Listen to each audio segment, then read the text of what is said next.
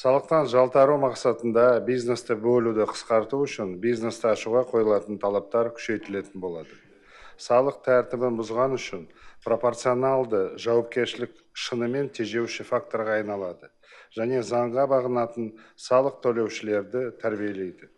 Барлық қабылданған шаралар бизнестің ашықтығын арттыруға ықпал етеді және адал кәсіпкерлерді бақылау мен қолдау арасындағы байланысты қамтамасыз етеді. Мемлекет аппараттың жекелеген бағыттары бойынша жүйелі жұмысын құру, сондай-ақ реформаларды сапалы жоспарлау үшін бағдарламалық құжаттарға ревизия және оңтайландыру жүргізілетін болады.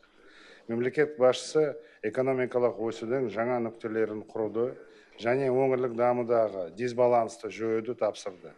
Осыған байланысты биыл экономиканың нақты секторын қаржыландыру 8 триллион теңгеге дейін ұлғайтылатын болады.